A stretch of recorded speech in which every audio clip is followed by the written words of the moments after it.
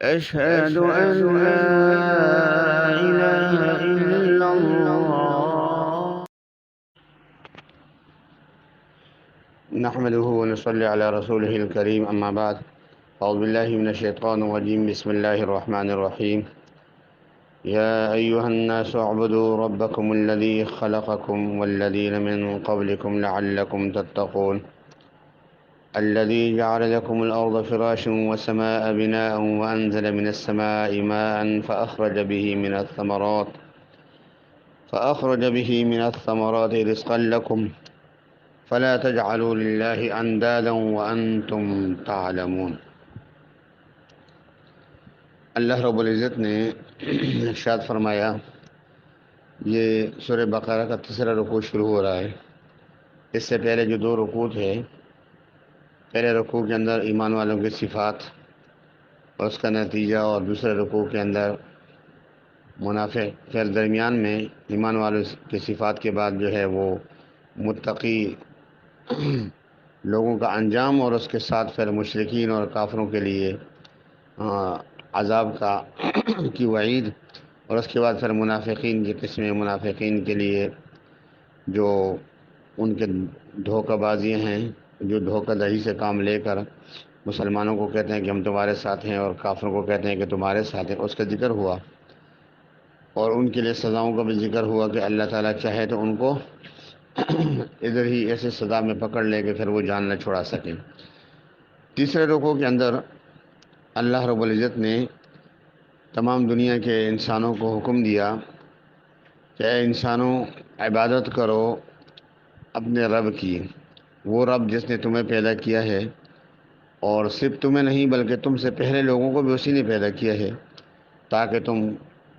پرہیزگار بن جاؤ، تقوی اختیار کرو۔ اللہ وہ ذات ہے جس نے بنایا تمہارے لیے زمین کو بچھونا اور آسمان کو چھت،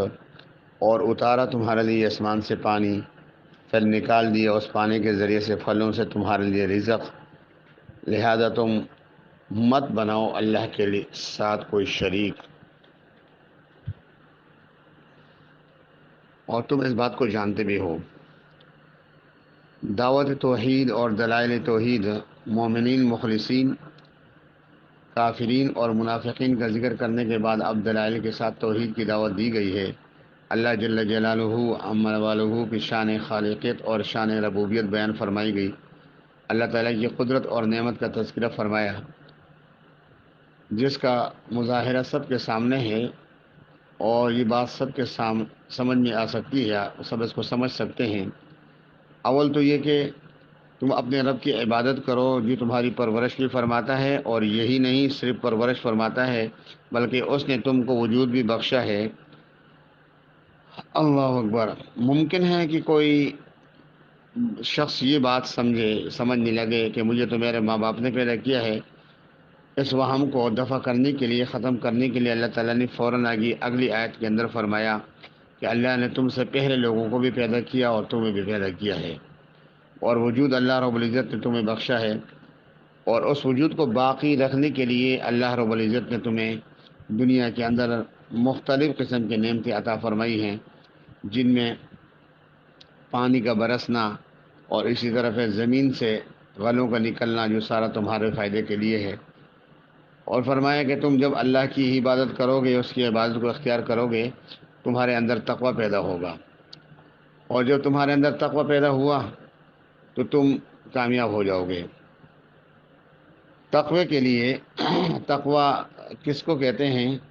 کہ عربی زبان میں تقوی کہتے ہیں بچنے اور پرہیز کرنے کو، کہ انسان اپنے آپ کو گناہوں سے بچائے،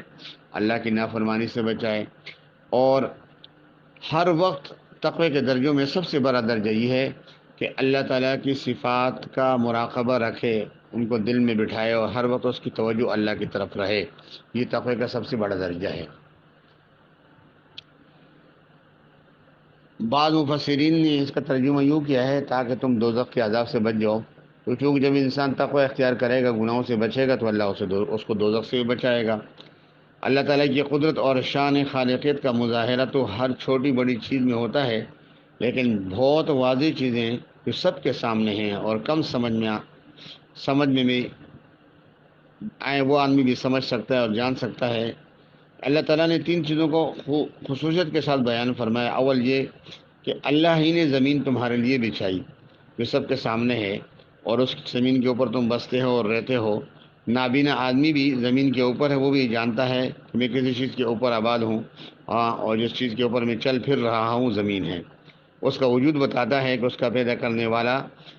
بڑی قدرت والا وہ اللہ ہے۔ پھر زمین کو محض اللہ نے وجود نہیں بلکہ انسانوں کے لیے اس کا وجود بہت بڑی نعمت قرار دیا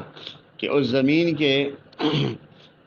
اندر اللہ رب العزت نے انسانوں کے لیے اس کے کھانے پینے کا، اس کے لیے پھلوں کا، میوجات کا، غلجات کا، ساری چیزوں کا بندوبست اللہ نے کیا۔ اگر یہ پوری زمین پہ رہنے کی جگہ جو ہے اللہ نے دی، انسان زمین پہ بستا ہے۔ اگر یہ انسان زمین پہ نہ ہوتا اور یہ پوری زمین پانی ہوتا، پوری زمین پانی ہوتا، تو پھر انسان کہاں بستے؟ اس لیے اللہ تعالیٰ نے زمین میں سمندر کا نظام بھی بنایا کہ زمین کی کچھ حصے پہ سمندر ہے، کچھ جو ہے خالی جنگل آبادی ہیں، اور اسی طرح پھر اللہ نے جو ہے انسانوں کی آبادوں کے لیے بھی مواقع ان کو عطا فرمائے۔ قرآن نے انسان کو بہت ساری چیزیں سمجھانے کے بعد یہ فرمایا کہ اللہ نے تمہیں وجود بخشا ہے، اس اللہ کو اپنا خالق اور مالک جانتے ہوئے، مانتے ہوئے اس اللہ کی نافرمانی سے اپنے آپ کو بچاؤ۔ اور پھر اللہ نے تمہارے لیے آسمان کا نظام بنایا ہے، وہ آسمان تمہیں نظر بھی آتا ہے، اس کو تم دیکھتے بھی ہو، اور اس آسمان کو تمہارے لیے چھت بنایا، اور پھر ان آسمان کو ستاروں سے مزین کیا اللہ نے تمہارے لیے، جو تمہارے نظروں کے سامنے ہے۔ جب تم اس کو دیکھتے ہو اندھیرے میں تو آسمان کے ستارے تمہیں بڑے خوبصورت نظر آتے ہیں، اور ان ستاروں کو دیکھ کر تم اللہ کی قدرت کو سمجھنے کا تمہیں موقع ملتا ہے۔ اس لیے اللہ رب العزت نے آسمان کی بہت بڑی نعمت ہمیں عطا فرمائی ہے، اور بعض حکماء کا قول ہے کہ آسمان کی طرف دیکھنے میں بھی اللہ نے بڑے فوائد رکھے ہیں۔ کہ پہلا فائدہ تو یہ لکھا ہے کہ انسان کا غم جو ہے وہ کم ہو جاتا ہے، اور اسی طرح ساتھ میں یہ بھی ہے کہ انسان کو اللہ کے خوف کا غم آ جاتا ہے، اللہ کا ڈر اس کو نصیب ہو جاتا ہے۔ اسی طرح آسمان کو دیکھ کر اللہ یاد آتے ہیں کہ بھئی اللہ نے اس کو بنایا ہے۔ اسی طرح انسان کا دل جو ہے وہ اللہ کی عظمت کو